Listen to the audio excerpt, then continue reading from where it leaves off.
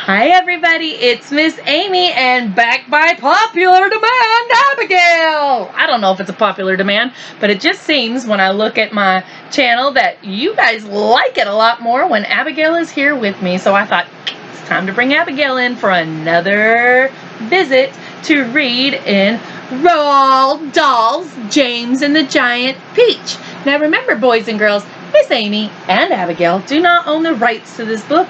We just own the book, and we're glad we get to share it with you. That's right. So we're going to read chapter 16 and 17 today. When we left yesterday, well, when we left, she wasn't here yesterday, James and the other creatures in the peach were rolling away. That's right, they're rolling away. Centipede sat there and chewed and chewed and chewed until the peach got broken away from the tree and it began to roll, and it rolled over mean old Sponge and Spiker. I don't know if they're dead. I don't know if they're just injured. I don't know if we're going to hear about them again in the book. So I don't know. But then the peach began to roll away. And that's where we left yesterday. And so today we're going to pick up in chapter 16 and we're going to change things up a little bit. Wiki, wiki, wiki, what? She wants to read first. So she's going to read chapter 16 and I'm going to read chapter 17. Whoop, whoop. All right, here we go, boys and girls. And now the peach had broken out of the garden and was over the edge of the hill, rolling and bouncing down the steep slope at a terrific pace. Faster and faster and faster it went, and the crowds of people who were climbing up the hill suddenly caught sight of this terrible monster plunging down upon them, and they screamed and scattered to right and left as it went hurtling by. At the bottom of the hill, it charged across the road, knocking over a telegraph pole and flattening two parked automobiles as it went by. Automobile means car, by the way. Good tip. Then it rushed madly across about 20 fields, breaking down all fences and hedges in its path. It went right through the middle of a herd of fine Jersey cows. Moo! And then through a flock of sheep. And then through a paddock full of horses. And then through a yard full of pigs.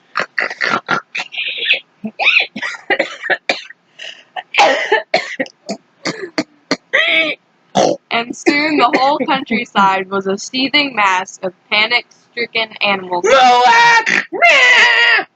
stampeding in all directions. Stampeding, yeah. Oh, sorry.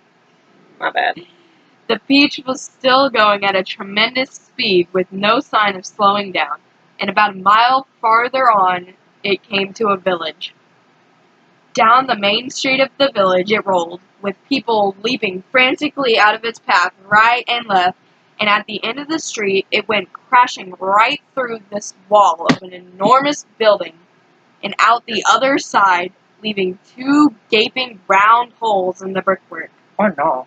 This building happened to be a famous factory where they made chocolate.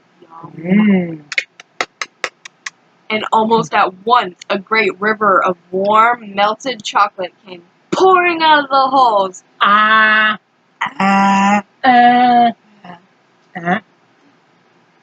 In the factory wall. A minute later, this brown, sticky mess was flowing through every street in the village. You had me at chocolate, but it's sticky. I gotta draw the line. Oozing under the doors of houses and into people's shops and gardens. Children were wading in it up to their knees, and some were even trying to swim in it. And all of them were sucking it into their mouths in great greedy gulps and shrieking with joy. I think I'd be eating that chocolate. It's been on the road, in people's gardens. I bet you there's hair in it, too. And then people's dirty feet. And dirty bodies. And dirty other parts. Ooh. But the peach rushed on across the countryside, on and on and on, leaving a trail of destruction in its wake. Cowsheds, stables, Moo! pigsties, barns, bungalows, hayricks, anything that got in its way went toppling over like a ninepin. That's no bueno. An old man sitting quietly beside a stream had his fishing rod whisked out of his hand as it went dashing by, and a woman called Daisy Inchwhistle, how do I know her name? I don't know. Was standing so close to it as it passed that she had the skin taken off the tip of her long nose. Ow. Would it ever stop? Why should it? A round object will always keep on rolling as long as it is on a downhill slope, and in this case, the land sloped downhill all the way until it reached the ocean. Oh no, I'm scared. What's gonna happen? What's gonna happen? Are they gonna get in the ocean? The same ocean that James had begged his aunts to visit, to be allowed to visit the day before. He might get his wish. Well, perhaps he was going to visit it now. The Peach was rushing closer and closer to it every second, and closer to the towering white cliffs that came first. These cliffs are the most famous in the whole of England, and they are hundreds of feet high. Below them, the sea is deep and cold and hungry. Many ships have been swallowed up and lost forever on this part of the coast, and all the men who were in them as well. The Peach was now only 100 yards away from the cliff, now 50, now 20, now 10, now 5, and when it reached the edge of the cliff, it seemed to leap up into the air and hang there suspended for a few seconds, still turning over and over in the air. Then it began to fall, down, down, down, down, down. Smack! It hit the water with a colossal splash and sank like a stone. No! No! No! But a few seconds later, No! up it came again, and this time, up it stayed, floating serenely upon the surface of the water. Thank you. There's the picture of the Peach, all in the air, suspended up high. And that is the end of chapter 16, and now Miss Amy is going to read you chapter 17. What's gonna happen, boys and girls? They're in the ocean. I hope there's not a megalodon in there gonna eat that peach. All right, let's get into the book. Chapter 17. At this moment, the scene inside the peach itself was one of incredible chaos. James Henry Trotter was lying bruised and battered on the floor. Abigail just went to the floor of the room amongst the tangled mass of centipede and earthworm and spider and ladybug and glowworm and old green grasshopper. In the whole history of the world, no travelers had ever had a more terrible journey than these unfortunate creatures. It had started out well, with much laughing and shouting, "Oh yeah, oh yeah, oh yeah, yeah, whee!" And for the first few seconds, as the peach had begun to roll slowly forward, nobody was minded being tumbled about a little bit. And when it went bump, and the centipede had shouted, "That was that sponge," and then it went bump again, "That was Aunt Spiker," there had been a tremendous burst of cheering all around. Whoop, whoop, whoop, whoop, party, ding dong, they are gone. Wonder if they'll be back. Maybe we shouldn't cheer too heavy. Okay, it's not very nice. But as soon as the peach rolled out of the garden and began to go down the steep hill, rushing and plunging and bounding madly downward, when the whole thing became a nightmare, James found himself being flung against the ceiling and then back onto the floor, then sideways against the wall, then up on the ceiling again, and up down, back and forth, and round and round. And at the same time, all the other creatures were flying through the air in every direction, and so were everything in it. The chairs and the sofa, not to mention the 42 boots. Nope, no boots. We got sandals. Belonging to the centipede. Everything. Whew, my hair got a little tousled in that one. Everything and all of them were being rattled like peas inside of an enormous rattle that was being rattled by a mad giant who refused to stop. To make it worse, something went wrong with the glowworm's lighting system, and the room was in pitchy darkness. That wasn't very dark. That was just my finger. There were screams, ah! And yells, whoa! And curses and cries of pain. Oh, the pain, it hurts! And everything kept going round and round. And once James made a frantic grab at some thick bars sticking out of the wall, only to find that they were a couple of centipedes' legs. Let go, you idiot! Shouted the centipede, kicking himself free. And James was promptly flung across the room. Woo! Flung across the room. Into the old green grasshopper's horned lap. Horned lap. A horrid business. Or no.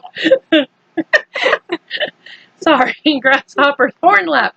Twice he got tangled up and missed legs, spider's legs. A horrid business. And toward the end, the poor earthworm was cracking him. Cracking himself like a whip.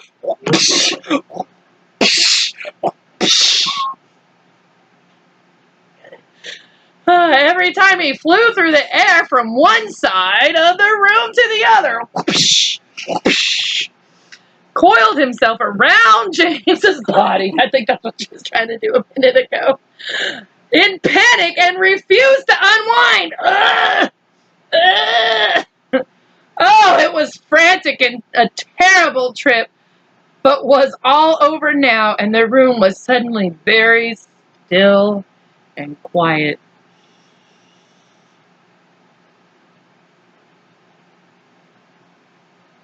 Everybody was beginning slowly and painfully to disentangle themselves from everybody else. Let's have some light, shouted Centipede. Yes, they cried. Light! Give us some light! I'm trying, answered the poor glowworm. I'm doing my best. Please be patient. They all waited in silence.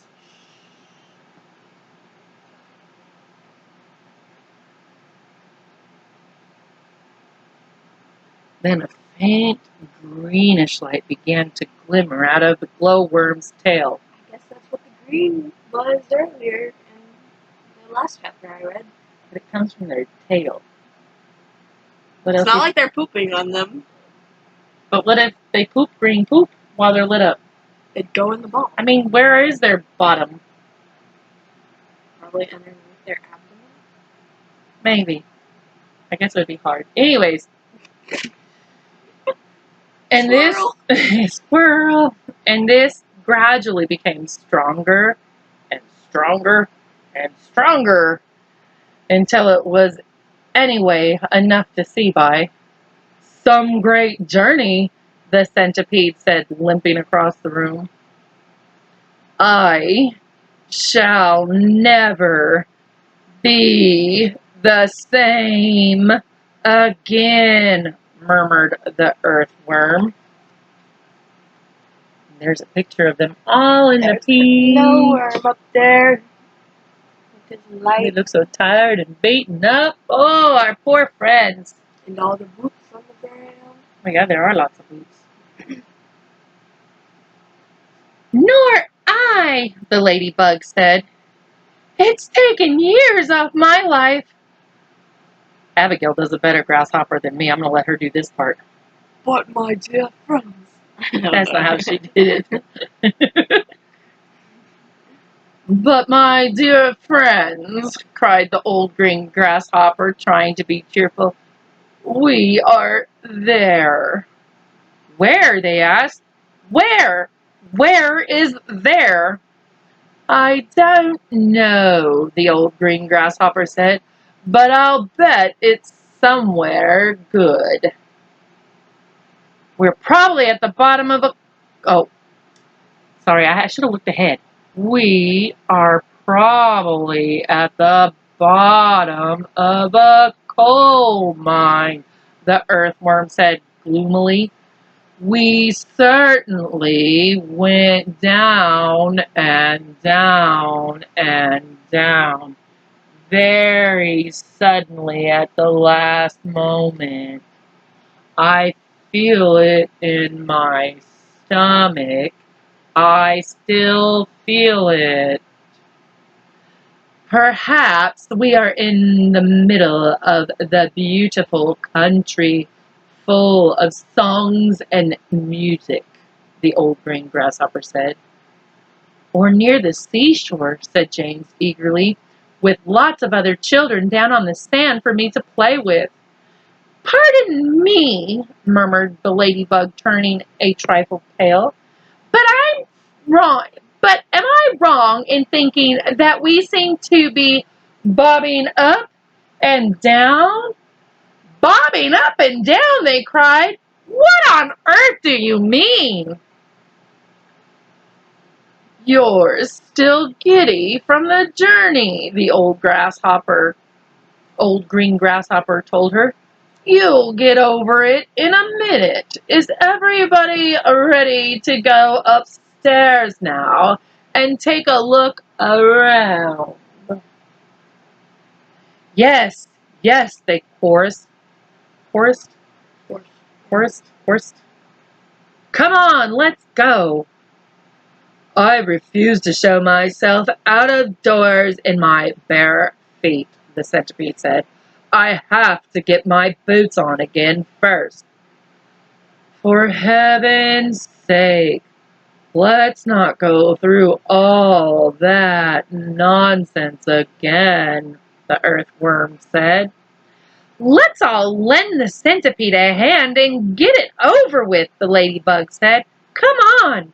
So they did, all except Miss Spider, who set about weaving a long rope ladder that would reach from the floor up to the hole in the ceiling. The old green grasshopper had wisely said that they must not risk going out of the side entrance when they didn't know where they were, but must first all go up onto the top of the peach and have a look around. So half an hour later, that is a long time to put on some shoes. Well, centipedes have like 100 feet. No, you weren't in here. He has 82 feet. Maybe 82 feet. It might be 42. Pretty sure it's probably 80. It's under 100, I know that. So half an hour later, when the rope ladder had been finished and hung, and the 42nd boot had been laced neatly onto Centipede's 42nd foot, they were all ready to go out, amidst mounting excitement and shouts of, "Here we go, boys! The Promised Land! I can't wait to see it!" The whole company climbed up the ladder, one by one, and disappeared into a dark, soggy tunnel growth in the ceiling that went steeply, almost vertically upward. And that ends chapter 17 of James and the Giant Peach. Thank you for going on this crazy journey with us. And I look forward to reading chapter 18. Let's see, 18. Ooh, I think I'll just do chapter 18 tomorrow of Roald Dahl's James and the Giant Peach. And if you're watching this before you're going to bed, boys and girls, good night and Sleep tight.